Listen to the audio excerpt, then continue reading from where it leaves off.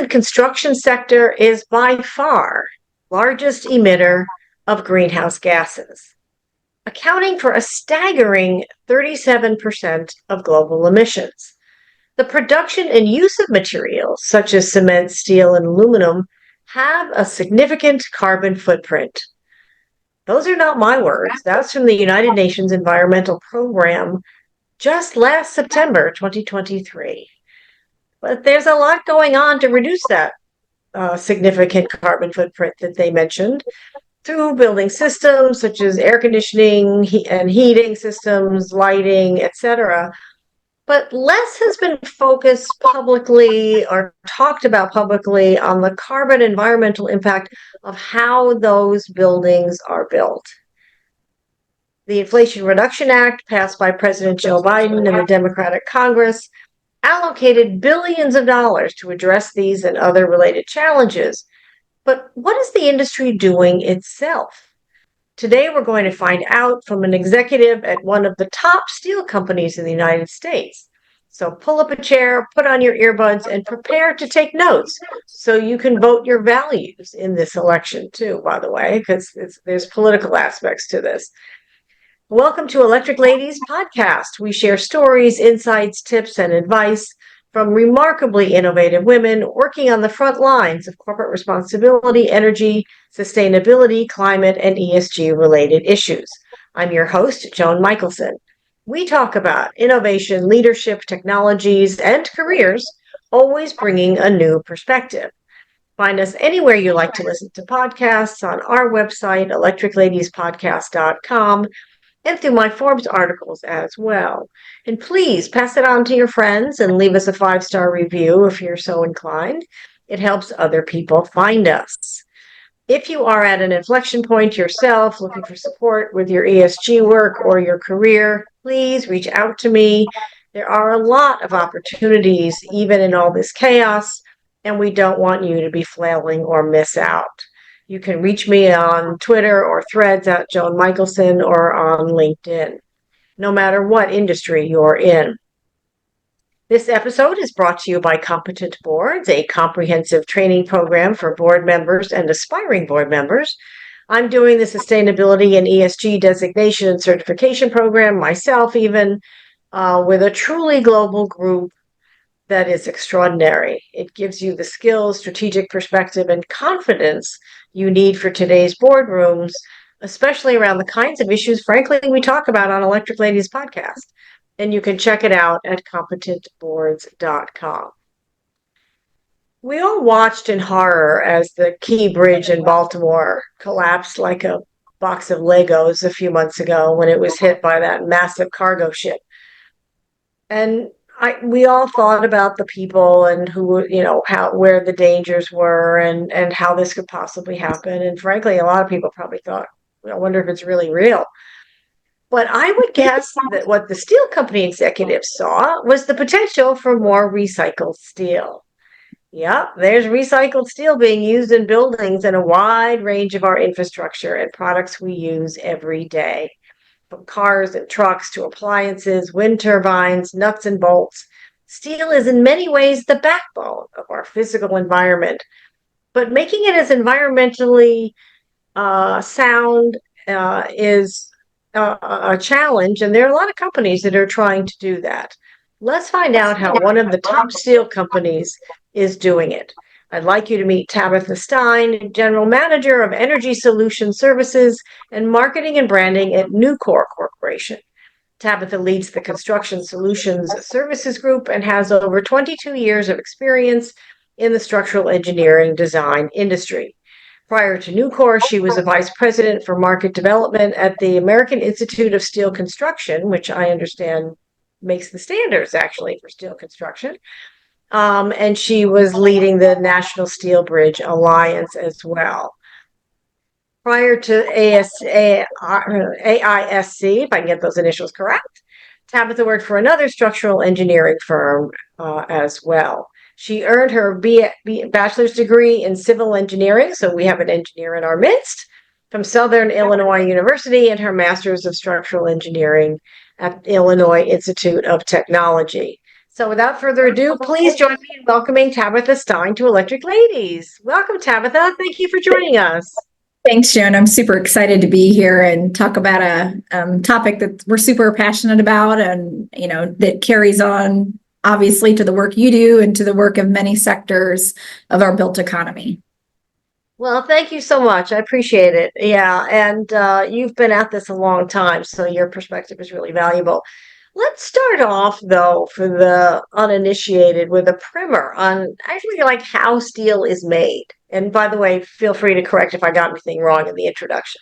No, you did your research well. So great job on that. And steel is the backbone, just like cement, concrete.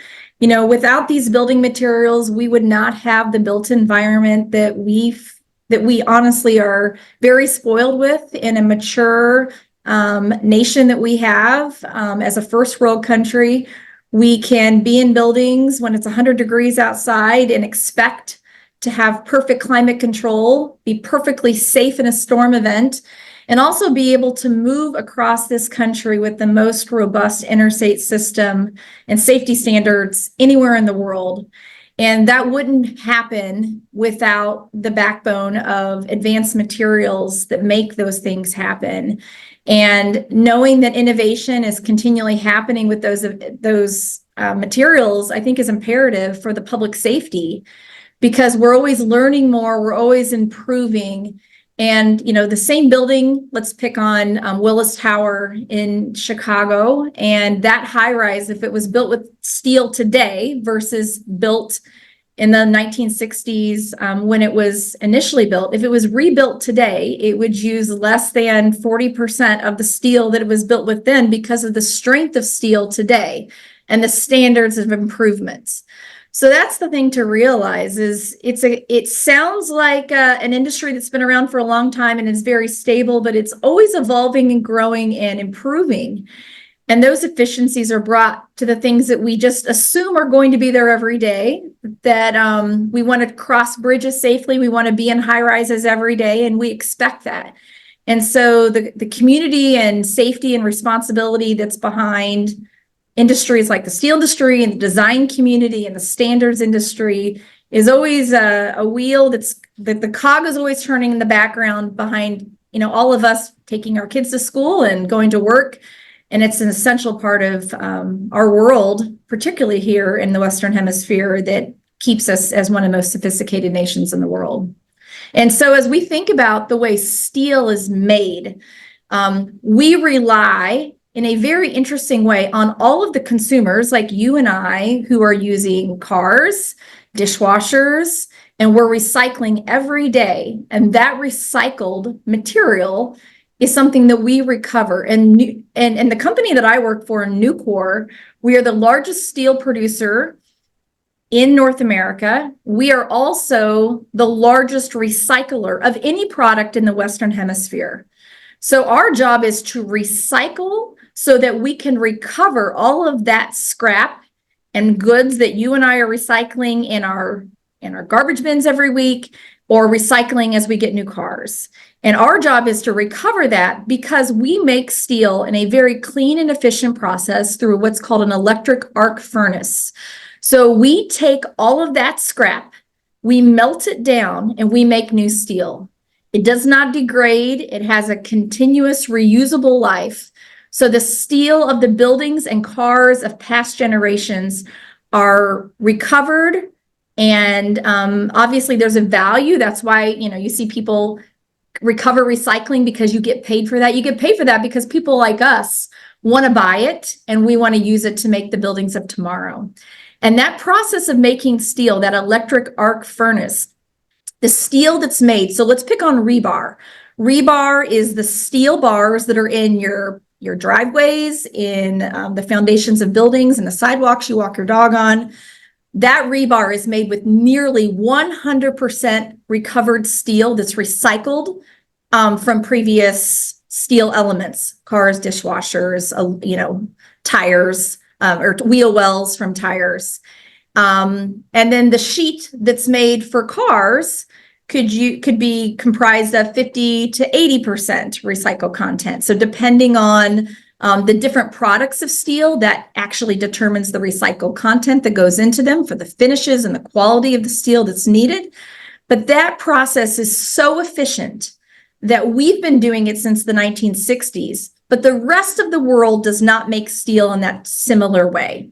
Most of the world, so 70% of the world, makes steel through a blast furnace. And what they're doing is they're actually mining iron ore using a little bit of scrap, but it has over 3 times the greenhouse gas emissions, so the carbon intensity of the steel that we produce through the electric arc furnace process. And it has to do with the way we use electricity. So as you can imagine, we need scrap and we need energy to make steel in the most environmentally friendly process in the world.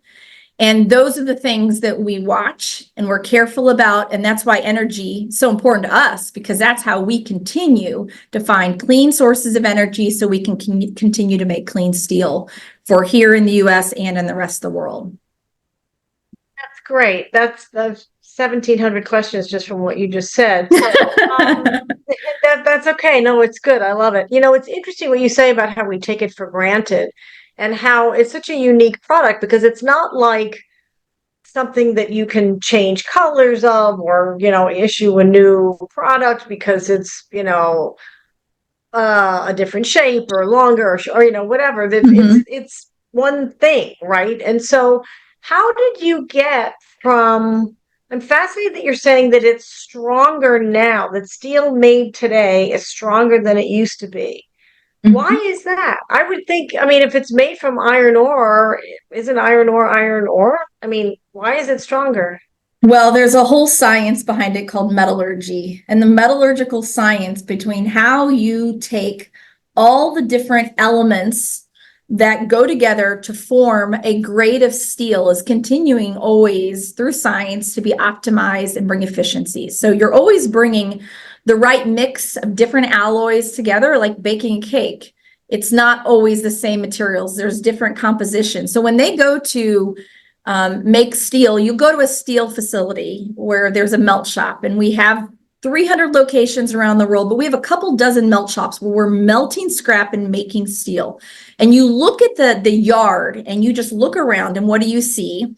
You see different scrap piles of different mixes, and there could be shredded cars, you'll see wheel wells, you'll see things that look like home appliances, and it's all sorted based off that chemical composition. So it's like baking a cake. They'll take a couple scoops from each pile, they melt it down, and they'll say, what grade are we making today for which product? And to get that finished quality and that strength, we add in some other natural products, other alloys that are refined and put in and actually all melted together to get to the chemical composition. Now, that's the metallurgy part to it that's part of the alloy mix, so the mix of the cake. So as you can imagine too, when you make a cake, you also are thinking about the temperature, how the pan is prepared as you put the batter in. For us, when we make steel, we also think about the process of rolling the material. So there is, we make a high strength steel product that goes into high-rise buildings that actually is 20% stronger than the material, at least 20% and up to 40% stronger than the same, what you would call like an I-beam. We call them wide flange sections. Those big I-beams, if you put them in and roll them through our mill, they get one strength. But what we actually do is we do a high pressure spray. Imagine shower nozzles. As soon as it comes through the rolling mill at well over 1,000 degrees, it's quenched with these showers on it, spraying high temperature, high pressure wash against it with water. And by doing that, it changes the crystalline structure of the steel and makes it stronger. So it's like a mechanical process that you're doing to the steel that changes the strength properties. And that's the thing that's, I think, super exciting, is you're continuing to see innovations like this in the cold working and hot working of the steel as it's being made that we honestly didn't have the technology for a generation or two ago. And that's what gives you these efficiencies in cars, because think about it. The electric vehicles that are being produced now, because of the weight of the battery, are getting heavier. So the demand is, where else can we lighten the car? can we get the same steel but lighter, the same strength but lighter? So there's the demand on all the steel companies to continue to innovate so that we can provide safety that's uncompromised, strength that's uncompromised. It better have a perfect finish quality that when I rub the cover of, we own a Ford Mustang Mach-E, when I touch that hood, it better be perfect. And all of those things are non-negotiable, but you still better achieve all these innovations at the same time. Oh, I love that. That's really great. And that's a great way to tell the story using a cooking metaphor. It's good. So, I saw that Nucor is committed to going net zero by 2050. So that almost seems impossible to me because yes, you have the electric arc furnace, which is obviously run on electricity, but I assume that those goals don't account for getting the power from a power plant that I mean, it's not scope three because power where you get the source of the electricity for the electric furnace is out of your control, and that we don't know where that's going to come from. I mean, we're hoping it's more and more renewable, right? A lot of it. But how do you, from what you can control, tell us how the company can actually get to net zero by 2050, because that's actually not that long away. It's not that long. And it's one of those things that is in the top of mind of every single person at our company for continuous improvement. But what I will tell you is we feel that everything in scope 1, scope 2, and scope 3 can be managed by Nucor and probably our competitors, and we will get there. And let me tell you a little bit of why. Scope 2 for us is actually the energy that we use to produce or to acquire the energy to produce our steel. So that electricity for us is scope 2. And our scope 2 obviously is a big percent of all of our emissions because we're relying on that energy to melt steel. And if you ever go to a steel mill, you can feel it in your body when that charge happens to melt that steel, because you'll look in the pot and you'll see what looks like boiling, water. It's not. It looks like, it's boiling steel. That's how hot it is as it's getting refined. To make that happen, we are in many, many states where we do business, we are the utility customer's largest customer. So those utilities, we are pulling an energy demand that is pretty much unlike most manufacturing facilities. But I'll tell you, the data centers of tomorrow, the AI data centers that are going to be needed, are nearly going to consume as much energy as we consume at our largest steel mills. And so those steel mills that we have employ 1,200 people. It's a lot of, millions of tons of production happening. And the same will happen by a very lean, less manual data center down the road that needs the same amount of power as us. So keep in mind, that's the challenge, is we all need energy, but we're all also on a journey for net zero. So not only do we need energy, we need clean energy. So as being a company that's the largest utility customer in many of the states we do business, we have a very close relationship with those utilities. And what we also know is we can't go it alone and ask, demand, hope, pray, any of those things that the energy problem will be solved and that we will solve all the problems. We have to have a seat at the table with our utilities as partners to make this come to scale. And we can't do it by ourselves. So some of the things that we've done recently is we've teamed up with those big data centers, which seems strange. Steel industry and tech companies locking arms, saying, we want to accelerate the adoption of clean energy. And so earlier this spring, we announced a partnership called an advanced market commitment with Google and Microsoft. And Nucor, Google, and Microsoft locking arms to look at first-of-a-kind technology. And so what's exciting is we worked with them, we developed an RFP that we put out, and we had well over 220 submissions from companies that have great energy ideas that are first-of-a-kind technologies that really are looking for off-takers to accelerate the adoption of them. And any small company can't do this alone. And so what we're doing is we're signaling to the market, we're signaling to regulators, to utilities, to the DOE, that we are big companies that consume a lot of energy that are willing to step up and help accelerate the adoption of clean energy, because we need it personally. But I'll tell you, the demand is also coming from our customers. Our customers are demanding clean steel. And what that means is they want steel sourced from a mill of ours that comes from a clean power source. And in many cases, they're willing to pay a premium for that. It's also an expectation in the future that all steel should come from clean energy sources. So we have a demand from customers today. It's continuing to grow. And we have to have a seat at the table with our manufacturing partners, with the tech partners that are out there, with the utility companies, so that we can all accelerate this adoption in short order. That's great. Yeah, I appreciate that. That's interesting because it's basically what brings you together with Google and Microsoft is that you're all high demand, high energy usage entities, right? And that you can see it even getting accelerated. I saw that Google increased their carbon emissions by 30% with their AI data centers even the last year or so. So you mentioned that and in your wonderful recount of how you get sustainable steel, having it come from scrap. And I saw this in the video, so I highly recommend anybody listening that they watch the video on I think it's on the AISC website, actually, and the Institute website. But it's interesting because there's a guy in the video who's like standing where it's melting, and I'm thinking, why the hell are you there? And he even starts dancing at one point. It's really a trip. But anyway, I digress. Um, the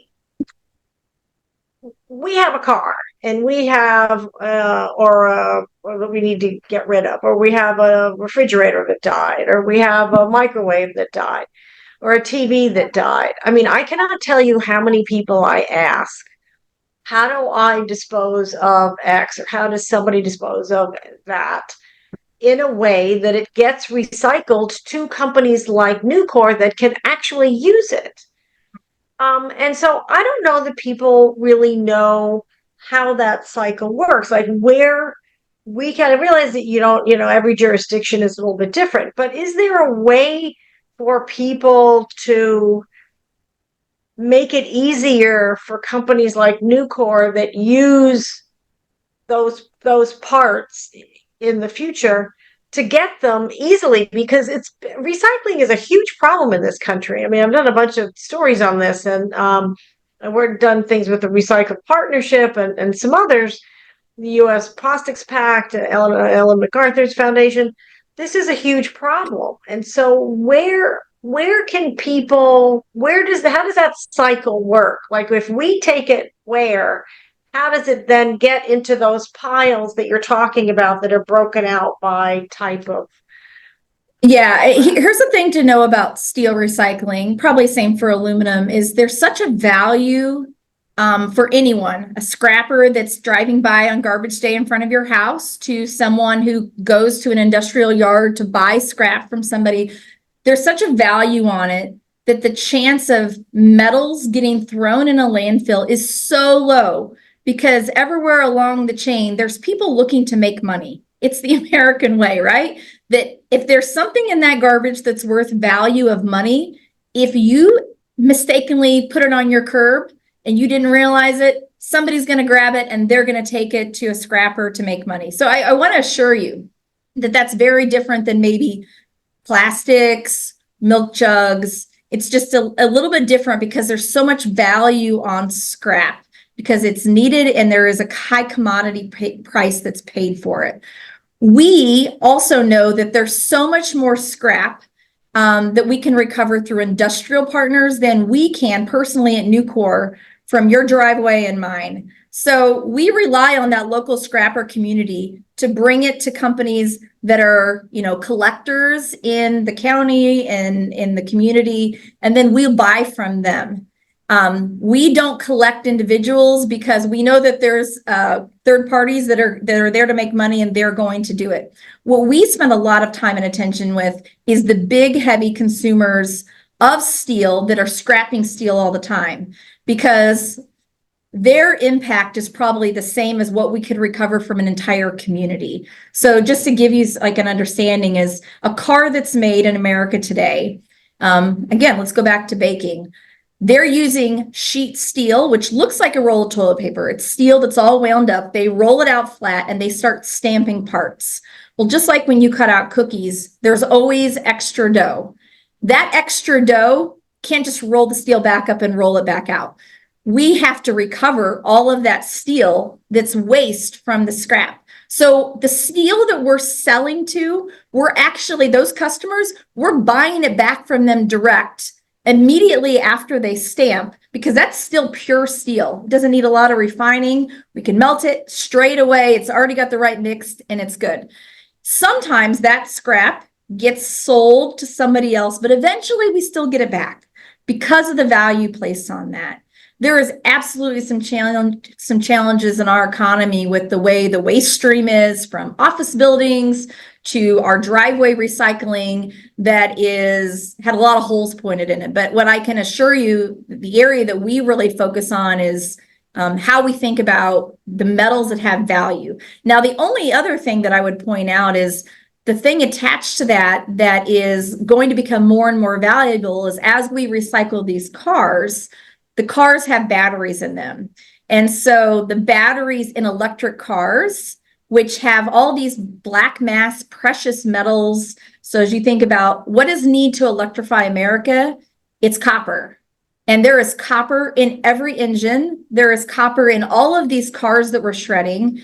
And we are continually looking at more ways to extract responsibly all of that is, mined material. So you think about lithium in these lithium ion batteries. So what are the materials in these future electric cars? How do we recover them? And who are our partners that we kind of say, well, who's the third party that's going to ensure that this black mass gets back to the car companies who are making the electric cars? Because that's the obvious thing. It's not just about recovering the steel. Now it's about recovering the lithium and the copper and all the things that are needed for electrification that are not endless in this world.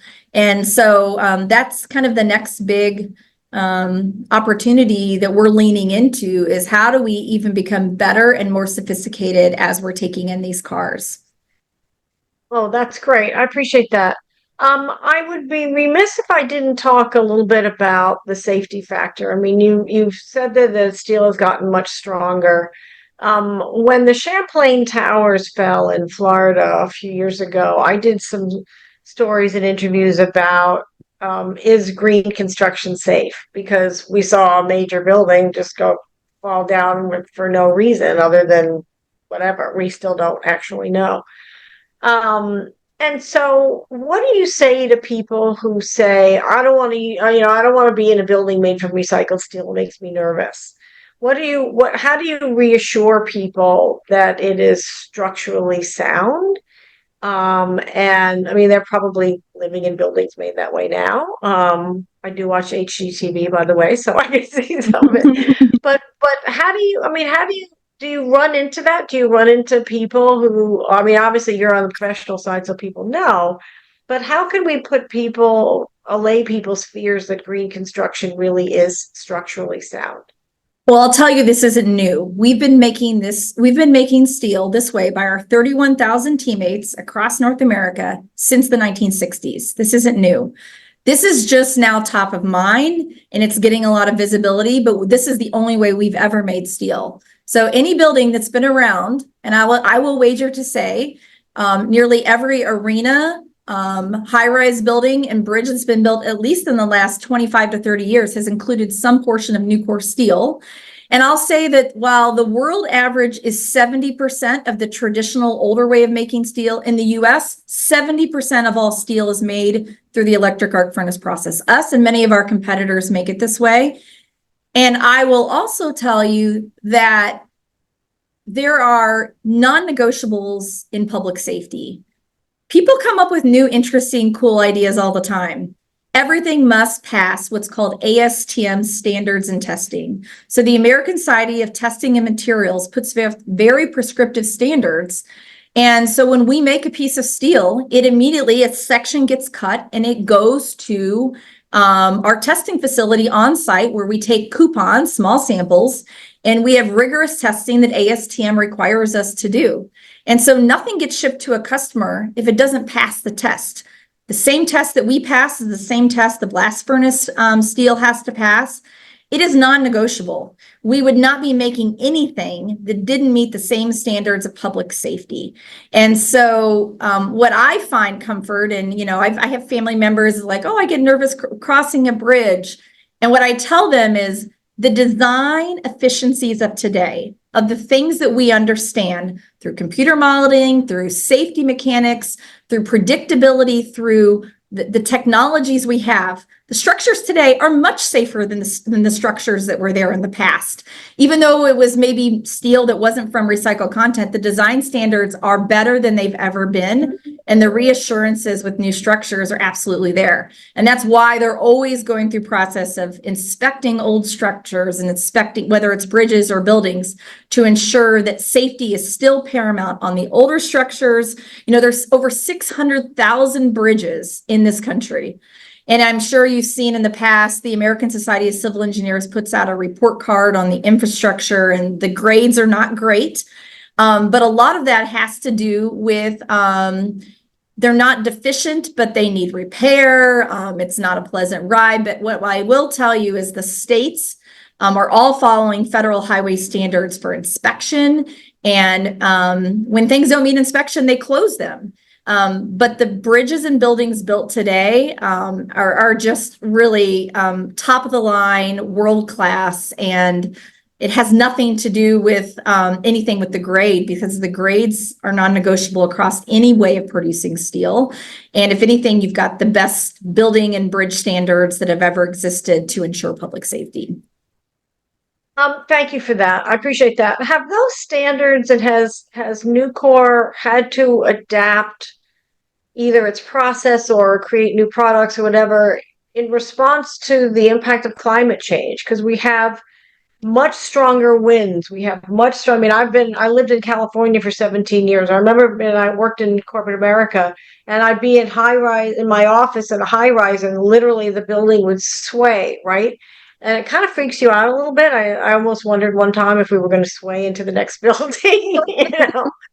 But so between earthquakes and tornadoes and floods and hurricanes and all of these happening that are stronger, stronger winds, stronger hurricanes, stronger rain, more, intensity and higher heat, right?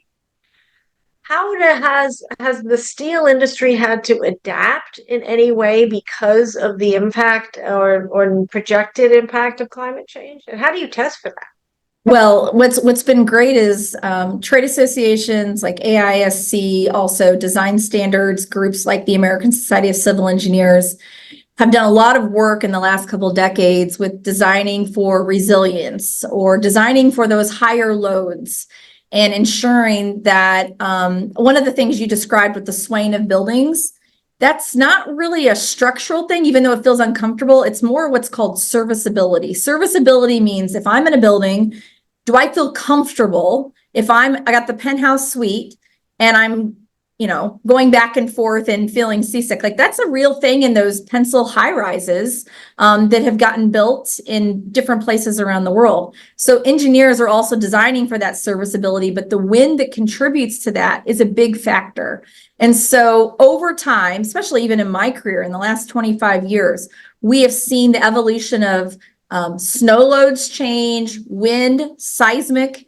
And as you can see, what we've learned from particularly the earthquakes in California and in Mexico and other parts of the world, we are going back and retrofitting existing structures in high seismic regions. And I'll say that 50% of the country is governed by seismic design. And so even a place like where I grew up in Southern Illinois is impacted by the New Madrid Fault that hasn't went off since the early 1800s. But we have mills in the, outside of Memphis, Tennessee, that are in Northeast Arkansas that are absolutely designed for seismic loads. That mill that's built in the early 1990s to seismic standards compared to a mill built in, say, Bethlehem, PA in the 1950s has more stricter, robust standards due to not just climate change, but just us understanding how to design for those weather and natural disaster climate impacts. So, it's been an evolution over time, but I'll say that the buildings are safer in general because our design standards, but are there new design standards for weather-related events, resiliency during tornadoes, all of that applies. And in some areas of the country, you'll see steel designs for what's called missile impact. Missiles does not mean missiles. It means tornadoes. So you're getting more and more tree branches and stuff hitting wall surfaces. So is that warehouse designed to take an impact of a tree coming at it? So there's a variety of things that happen. I would not say that it necessarily impacts the steel that we make every day, except that we're always improving the grades that we make to meet the design standards that are out there.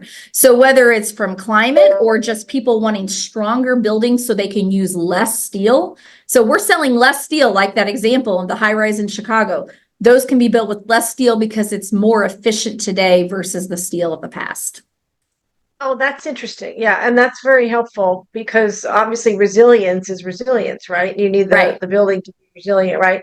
Um, by the way, I know that China has been dumping a lot of steel on the market for years, and President Biden, in fact, I think just recently in the last few weeks or month, increased the tariff on those. Is the steel that they're dumping in the market also sustainable? Is there a qualitative difference between that steel and, I mean, I realize you work for Nucor, so you're going to rave about your products, but I just mean from a safety standpoint, from an environmental standpoint, do you know if So, there's a difference? so let's talk about the standards. So let's pick a school in California. A school in California has to be built with steel per the ASTM spec that I mentioned before. We all got to meet the same standards to get the strength and process. So the steel that's shipped from Nucor and the steel shipped from China could absolutely have the same technical qualities met. But what I'll tell you is the challenge that could be out there is the way the steel is produced on the sustainability side. And I can't say, I've never inspected a mill in China to know, is everything accurate? I have no idea. And I don't want to say quality isn't there because it absolutely could be. But there was a report released about 5 years ago between AISC and the American Iron and Steel Institute. And that report actually looked at steel produced in the US versus China. And they found that the electric grid that China is using to produce that same steel is over 3 times as intensive. And so that's the point, is the way their electric grid is set up versus the way the electric grid is set up, you're going to get very different scope too. And it's one of those things, then you're logistically moving it across the world, and what's the shipping ramifications of moving steel. And so one of the things that we spend a lot of time and effort is in Washington on policy and how we can ensure that we are protecting our industry, not just for us, but for our competitors. And as an industry leader, that we are working side by side with the U.S. Trade Representative, with the Department of Commerce, to ensure that the countries have the appropriate tariffs and that they're not circumventing them through routing them through other countries. And so that is a challenge in many different products, not just steel, where tariffs are applied, that they'll flag vessels possibly to other countries, and how we continue to watch that. So we're always on a monthly basis looking at the steel that comes in from which country, from which ports, which products, and saying, all of a sudden, does that make sense? Does that number make sense? And or is there a peak, so that we can be on top of it with our team to kind of raise a whistle or a flag? Because at the end of the day, we have enough production capacity in the US to support the demand for steel. We are not on a reliant situation. We have the steel. We can continue to grow our industry. We have the scrap. We are not concerned about that. So we have an industry that can produce what's needed in wartime efforts, for consumer goods, for the cars we all need, for the construction we all need. And we are not reliant on that foreign product. And so it's very, very important that we watch it and protect it because it's the livelihood of hundreds of thousands, if not millions of jobs in this country too. I bet. And your point about maintaining standards is really critical. So I want to ask you a couple other things and then get some career advice from you.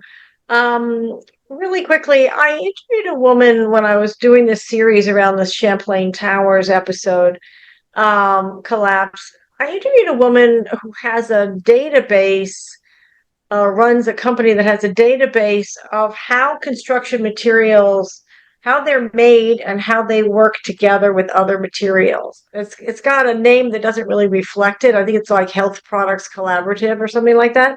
But they're not they're not medical devices. They're actually construction products.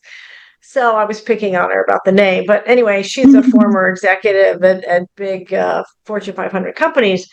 But so it helps me think about, is there, I mean, do you guys have to take, or do contractors or architects have to do any other adjustments to the ingredients in the cake, to use your example, of how they might react with recycled steel or this new, stronger steel or made in a different way at all? Are there any? No, Like, no, like it's reaction? seamless. It's seamless to where the contractor should not know or care where the steel comes from because nothing changes. And that's the thing that I think should give ease to the public is, you know, we've been going through a construction process. We're relocating. And so you pull up to, you know, a new house and you say, where's that rebar from? Contractor's like, I don't know and I don't care. I just need it to do its job. And that's what the important thing is the supply chain in this country should be that there's plenty of steel. It can be made anywhere. But if you care about your environmental standards, every piece of that steel is traceable to know that, oh, did it originate from an electric arc furnace? If so, I automatically have a third less carbon intensity and I care for that. And so what we really want to reinforce is the green economy that's going to be is going to be built with steel. And the steel that it's built with matters. So while it doesn't matter in terms of will it perform, this green economy should have the most efficient embodied carbon, the carbon that is built into the materials. And you should build it the same way, but guess what? You're going to get the added benefit of having a clean product that was the most responsible product that you could have brought to the job. I noticed today, actually, that the EPA awarded University of Massachusetts at Amherst nearly $6.4 million to help shrink the steel industry's carbon footprint. Do you know anything about that project at all?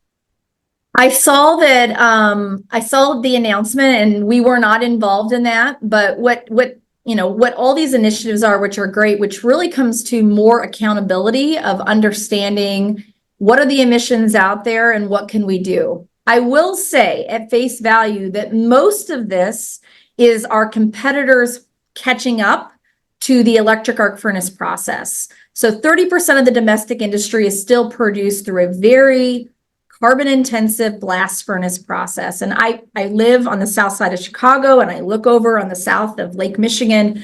You can see the steel mills and you can see the smokestacks. You go by a steel mill that's Nucor, there's no smokestack. It looks like a warehouse. It looks, except for the piles of steel sitting around it. And so a lot of that will be for them to catch up to where we are. But what I'll also say is that doesn't mean we're sitting idle. We're looking at ways all the time to bring through what's called innovation and not reinvention. So we are looking at biocarbons, such as byproducts of a sawmill. So those residuals from sustainable forestry can be used to fuel our furnace. So that's something that we're looking at. We're also looking at green pig iron that can be produced from sustainable charcoal instead of coal. And so that is, there's all these baby steps to get to 2050. And you can't do it in one bite. It's got a lot of bites to eat the elephant. And so that we also have carbon capture technologies. We have a facility that we have announced a partnership with ExxonMobil in Louisiana at one of our direct reduced iron facilities. And so that carbon capture and storage is something that we're super excited about. We also have announced partnerships through VPPAs. So we have a wind and a solar one right now that we allocate to certain mills, particularly our OEMs that are demanding clean steel for automakers. And so they don't want any carbon emissions from electricity. And so how we tie those wind and solar electrons to the steel they're buying is very important. We've also announced $50 million total in nuclear technology. So we announced an investment with a fission and fusion partner. So a fission technology is like a small modular reactor, similar to the nuclear energy in the US today, but in small cases that could power us and a data center partner. Those could be positioned all around the country. They could be positioned at maybe a decommissioned coal plant. We are very, very vested in finding ways to work with utilities to use nuclear technology. We even announced a $35 million investment with a company called Helion, which is fusion technology. And so that fusion is a brand new technology that, we're committed to putting on site at one of our facilities by the end of the decade that we announced publicly last fall. And so all of those things we're doing with our money, and the rest of the industry is catching up, which is great. But all of us are continuing to march forward to decarbonize. The challenge that we have is the world is not at the same pace as what we're demanding here in North America. So we're still getting steel dumped in this country that's not progressing in any of those areas and lanes, and how we keep our policymakers and our developers honest with where they're sourcing their materials is something that we want to keep that drumbeat and that cadence alive. Yeah, I appreciate that. And that was in part why I jumped at the opportunity to talk to you, because I think it's a huge issue and there's so much of it. I mean, reducing the carbon footprint of the parts of our economy that are the biggest is the best way to make the biggest splash, right? To make the biggest difference and have the biggest impact. So I could talk to you about this for another 3 hours, but I'll I really know. I have like 17,000 questions in my head already. But before I let you go, I like to give career advice to mid-career women. And so I'm thinking about a woman that has maybe 15 years of experience, or at least 10, has an education, knows what she's good at, wants to make a difference, and is ambitious and wants to make money and advance her career, and does not want to have to do a trade-off, wants to, make a difference while making money and being successful. So what advice would you give to her?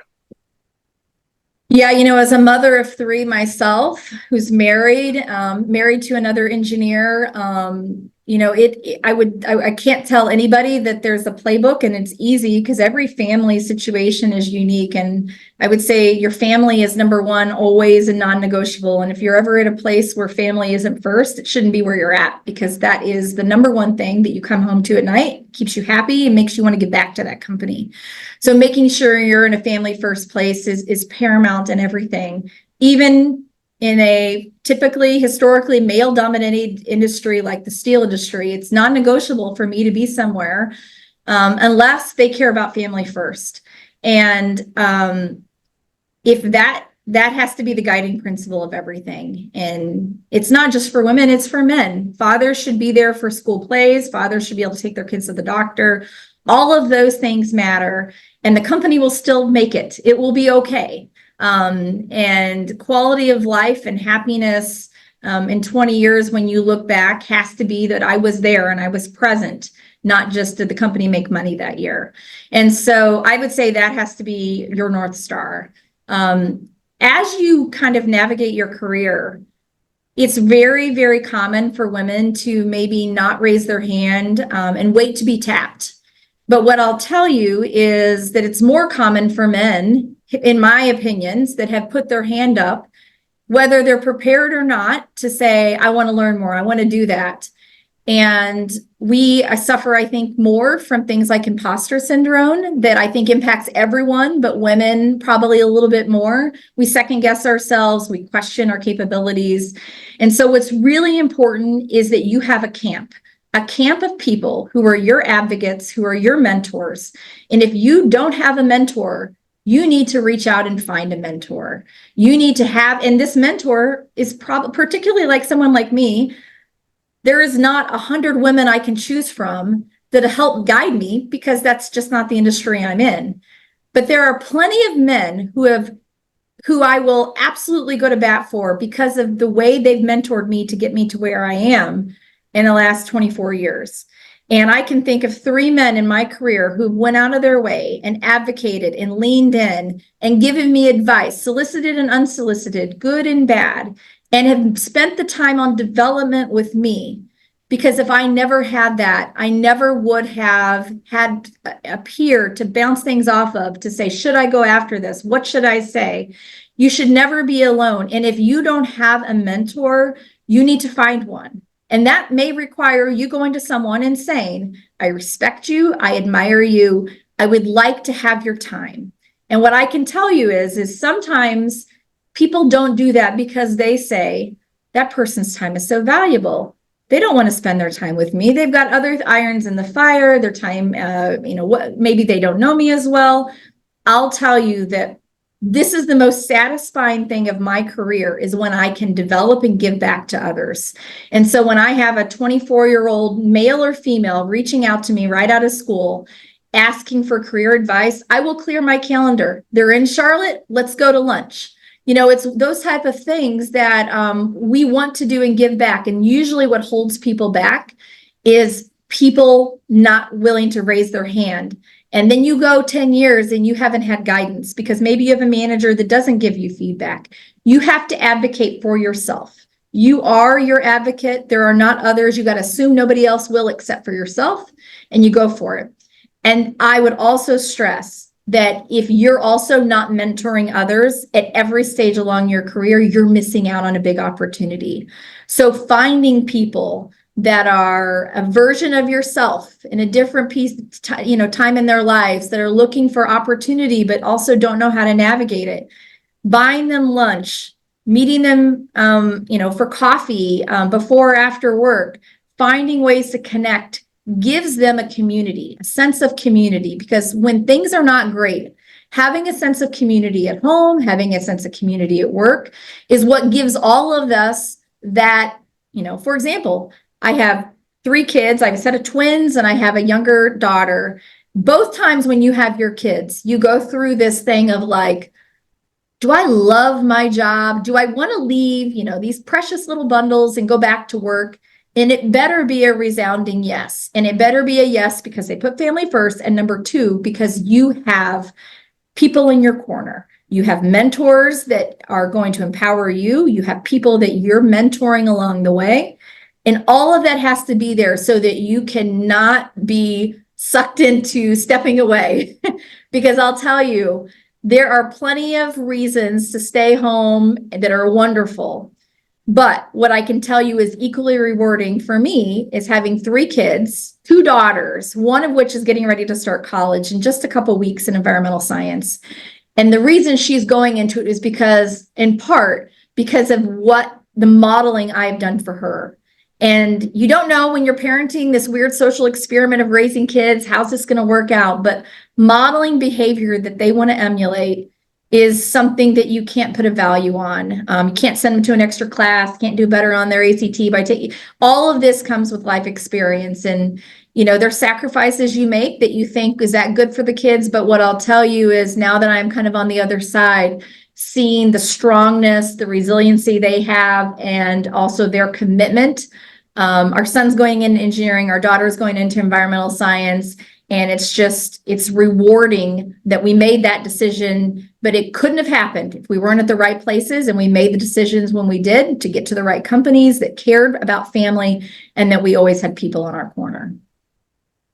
I love that. And, it's interesting because I talk to, I'm a career coach myself and an executive coach. And so I talk to people about these things. And one of the things that you touched on in a roundabout way, and I'll just pull it out, is to have people you can talk to about whatever's going on in your career professionally or in your integration, I'll call it, of work and life, is to have people from different industries and people from different ages and stages. I mean, I learn a lot from my clients that are 20 years younger than me or 15 years younger than me or 10 years older than me or whatever, right? As I do from the people that I interview, like yourself. There's nuggets in there, and it doesn't have to be an ongoing thing. There's also what I call mini mentoring moments where you can call somebody up and go, Tabitha, I'm facing this decision. Can I just like brainstorm with you about this and like just like vent and see what you would do, even though, because fresh eyes, fresh ears really matter. And so I think it goes both ways. It's on all sides, right? And Yeah, then it doesn't have to be a big deal.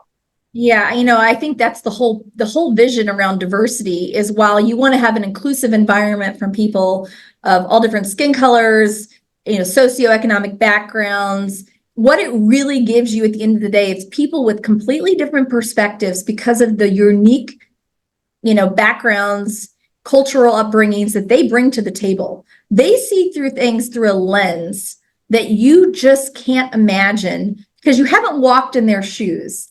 And all of a sudden, when you get people in the room that aren't like you, that have a different lens, all of a sudden, the decisions you make, the collaboration you have is so much more rich.